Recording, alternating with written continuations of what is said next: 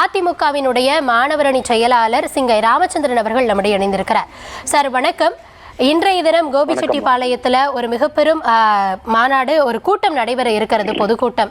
இந்த நேரத்தில் கோபிச்செட்டிப்பாளையத்தில் நடைபெற இருக்கக்கூடிய இந்த கூட்டத்தை முன்வைத்து KAS vs EPS அப்படின்ற களம் இருக்கிறதா, இல்லைனா மேற்கு மண்டலத்தில் அதிமுக தன்னுடைய பலத்தை நிரூபிக்க வேண்டிய ஒரு கட்டாயம் அதிமுகவுக்கு இந்த தேர்தலில் ஏற்பட்டு இருக்கோ அப்படின்ற ஒரு கேள்வி எழுது.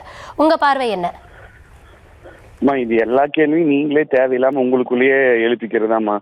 சில டைம் காய்ச்சலே இருக்காது, டாக்டர்கிட்ட போய் டாக்டர் காய்ச்சல்னு உட்காந்துருப்பாங்க. ஒன்னும் இல்லை உங்களுக்கு போங்க அனுப்புற மாதிரி. 174 தொகுதி மாண்பு பொதுச்செயலாளர் எடப்பாடி அவர்கள் போனாரு, 175 தொகுதியா போறாரு. அடுத்து 176 வேற தொகுதிக்கு போவாரு, 177 வேற ஒரு தொகுதிக்கு போவார், அப்படியே 234 தொகுதிக்கு போவார். நீங்க நினைக்க மாதிரி this versus that versus this அதெல்லாம் ஒன்றும் இல்லைம்மா. அந்த மாதிரி எல்லாம் சும்மா நீங்க தான் அந்த கேள்வியே கேட்குறீங்க. அவங்க வேற இயக்கத்துக்கு போயிட்டாங்க, அவங்க வேலையை அவங்க பாக்குறாங்க, எங்க வேலையை நாங்க பாக்குறோம், அவ்வளவுதானே. இதுல என்ன இருக்கு? இது ஒரு கேள்விக்கான ஒரு இதே இல்லை. சார், தொடர்ந்து அதிமுகவினுடைய கோட்டையாகத்தான் மேற்கு மண்டலம் இருந்து வந்திருக்கிறது. தேர்தல் முடிவுகளும் அதைத்தான் காட்டுகிறது. ஆனா பல முனைகள்ல இருந்தும் மேற்கு மண்டலத்துல கைப்பற்றணும் அப்படின்ற ஒரு பிரயத்தனம் எடுக்கப்படக்கூடிய ஒரு சூழல்ல அதிமுக இன்னும் கொஞ்சம் எக்ஸ்ட்ராவே எஃபர்ட் போட வேண்டிய சூழல் ஏற்பட்டிருக்கோ. குறிப்பாக கோபிச்செட்டிப்பாளையத்துல ஒரு பிரம்மாண்ட கூட்டம் அப்படின்றது அந்த கேள்வியை தானே எழுப்புது. அப்படியெல்லாம் இல்லைங்கம்மா. எல்லா கட்சியுமே தமிழ்நாடு முழுவதும் 234 தொகுதி ஜெயிக்கணும்னு தான் வேலை செய்வாங்கம்மா. யாருமே 10 தொகுதி ஜெயிக்கணும், 20 தொகுதி ஜெயிக்கணும், 50 தொகுதி ஜெயிக்கணும், 100 தொகுதி ஜெயிக்கணும் வேலை செய்ய மாட்டாங்க. நீங்க சொல்ற மாதிரி மேற்கு மண்டலத்தில் மட்டும் ஜெயிச்சுட்டு மற்ற மண்டலத்தில் தோத்தா பரவாயில்லையா? அது எந்த கட்சியா இருந்தாலும் நான் கேட்கிறேன். அதனால எல்லா தொகுதிக்கும் தான் நாங்க வேலை செய்யறோம். 174 தொகுதி முடிஞ்சது, 175வது தொகுதி. இந்த தொகுதி எப்ப பிளான் பண்ணது? முதலே பிளான் பண்ணதில்லை. இந்த சம்பவம் நீங்க சொல்ற சம்பவம் எல்லாம் நடக்கிறதுக்கு முன்னாடியே பிளான் பண்ணது. இது ஒரு நார்மல் ஃப்ளோவா ஒவ்வொரு தொகுதியும் பொதுச்செயலாளர் கண்டினியூ பண்ணி முடிப்பாரு, அவ்வளவுதான். இதுல வேற ஒன்றும் எந்த மகத்துவம் இல்லை. எங்களுக்கு 234 தொகுதியும் முக்கியம், 234 தொகுதியும் ஜெயிக்கணும். இந்த மண்டலம் அந்த மண்டலம், இந்த தொகுதி அந்த மாதிரி எல்லாம் பார்க்கக்கூடிய அளவுக்கான சின்ன கட்சி இல்லை அதிமுக. 50 ஆண்டுகள் ஆட்சி பண்ண மிகப்பெரிய கட்சி. அதனால நாங்க 234 தொகுதிக்கு தான் வேலை செஞ்சுட்டு இருக்கோம். சார், கண்டிப்பாக எல்லா கட்சிகளும் அனைத்து தொகுதிகளிலையும் வெற்றி பெறணும் அப்படின்னு தான் களம் காண்பாங்க. ஆனா உங்களுடைய தலைவரே சொன்னதுதான், திமுகவினுடைய தோல்வி மேற்கு மண்டலத்துல இருந்துதான் துவங்கும், அதிமுகவினுடைய கோட்டை மேற்கு மண்டலம் அப்படின்னு அவரே பேசினதுதான். அதனாலதான் அந்த கேள்வி. இன்னொரு விஷயம், செங்கோட்டையன் அவர்கள் விலகினதுனால, அவர் வெளியேறினதுனால அதிமுகவுக்கு எந்த இழப்புமே கிடையாது சொன்னாரு. அதுக்காக அப்படி சொன்னோம். இல்ல சார், செங்கோட்டையன் அவர்கள் இப்போ அதிமுகல இருந்து வெளியேறிட்டாரு. ஒரு நீண்ட நெடிய காலமாக உங்க கட்சியில இருந்தவரே, எந்த இழப்பும் இல்ல அப்படின்றத எப்படி ஏற்றுக்கொள்ள முடியும்? இல்லம்மா, அதுதான் நீங்க நல்லா புரிஞ்சுக்கணும். நாமக்கல்ல முத்துசாமி அப்படின்னு ஒருத்தர் இருந்தாரு. அவர் பாத்தீங்கன்னா கிளம்பி திமுகக்கு போனாரு. அதுக்கப்புறம் அதிமுக நாமக்கல்ல ஜெயிச்சுட்டு தான் இருந்திருக்கு. சாரி, ஈரோட்ல நாமக்கல்ல செல்வ கணபதி அப்படின்னு சொல்லி ஒரு அண்ணன் இருந்தாரு, அவரு போனாரு. அதுக்கப்புறம் ஜெயிக்காமையா இருக்கும், அதிமுக தொடர்ந்து ஜெயிச்சுட்டு தான் இருக்கு.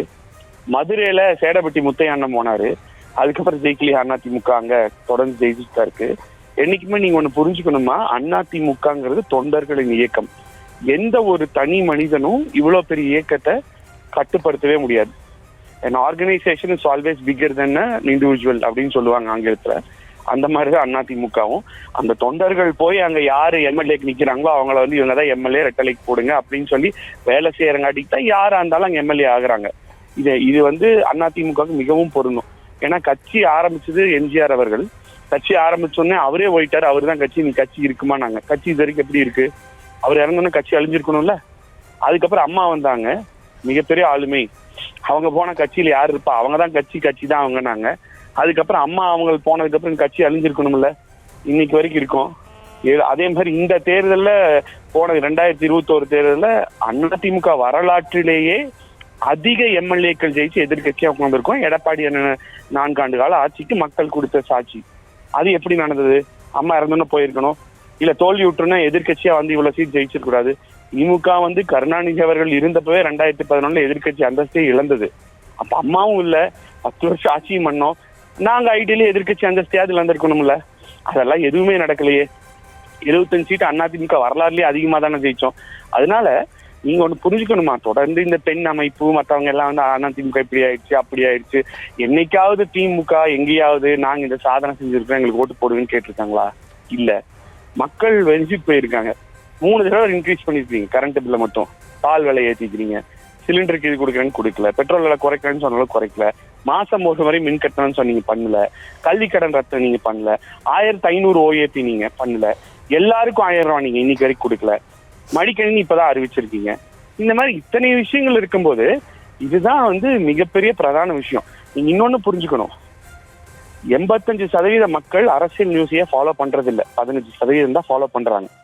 அந்த 85% மக்களுக்கு அஜித்குமார் இஷ்யூ மாதிரி ரொம்ப தமிழ்நாட்டையே உழுக்கக்கூடிய அளவு பிரச்சனைகள் வரும்போது தான் அந்த அரசியல் ஆக்கப்படுறாங்க, அதை பத்தி பேசுறாங்க. இல்லைன்னா அவங்க அன்றாட வாழ்க்கையில தான் இருக்காங்க. இந்த அரசியல் நியூஸ் பேசி படிச்சு ஃபாலோ பண்ணி பண்றவங்கள இந்த 15% தான். சார், நீங்க சொல்ற மாதிரி ஆளும் அரசின் மீதான விமர்சனங்கள் ஒரு பக்கம் இருந்தாலும் அவங்க தரப்புல இருந்து அதிமுக மேல ஒரு குற்றச்சாட்டு முன்வைக்கிறாங்க. அதிமுக எதிர்கட்சியா இருக்கலாம், ஆனா தொடர்ந்து ஒரு தோல்விகளை சந்திக்கக்கூடிய ஒரு கட்சியா அதிமுக மாறிடுச்சு. அதிமுக செயல்படுகிறது, ஆனா எப்படி செயல்படுது அப்படின்ற ஒரு கேள்வி எழுப்புறாங்க. இந்த தருணத்துல கட்சியில இருந்து கிட்டத்தட்ட ஒரு 9 முறை களம் கண்டு 8 முறை வெற்றி பெற்ற ஒருத்தர் வந்து கட்சியில இருந்து போறாரு அப்படின்னா எங்களுக்கு அதுல எந்த இழப்புமே இல்லைன்னு இந்த சூழல்லையும் அதிமுக சொல்றது சரியா அப்படின்னு ஒரு கேள்வி எழுப்புறாங்க. இல்லம்மா, நீங்க என்னை உங்கள் பதில் சொல்ல ஒண்ணும், நீங்க என் நேரத்தை கேட்டு வாங்கிருக்கீங்க, நான் வரல பேச, நீங்க தான் என்ன கூப்பிட்டுருக்கீங்க. சொல்லுங்க சார், சொல்லுங்க, பேசுங்க. சொல்லும்போது ஃபுல்லா சொல்ல விடணும், நடுவுல மறுக்க கூடாது. நான் என்ன சொல்றேன்னா 85% மக்கள் ஃபாலோ பண்றது இல்ல. அவங்களுக்கு இந்த கரண்ட் பில்லு தான் பிரச்சனை. அன்னைக்கு 500 ரூபா தான் இருந்துச்சு பாக்கெட்ல, இன்னைக்கு 500 ரூபா தான் இருக்கு, என் கரண்ட் பில் ஏறி இருக்கேங்கிறத பிரச்சனையை தவிர இவர் போனாரா இவர் வந்தாதாங்கிற பிரச்சனை இல்லை. நம்பர் 1. நம்பர் 2, நான் ஆல்ரெடி சொன்ன மாதிரி இத்தனை தடவை தோத்தோங்கிறோம். எதிர்கட்சி அந்தஸ்தே இழந்த திமுக, 10 வருஷம் ஆட்சியில் இல்லாத திமுக திரும்ப வந்திருக்கு. ஏன் நாங்க திரும்ப வரக்கூடாது? திமுக இது வரைக்கும் யாராவது கேள்வி கேட்டிருக்கீங்களா? அப்படி வெற்றியும் தோல்வியும் எல்லா இயக்கத்துக்கும் சகஜம்தான்.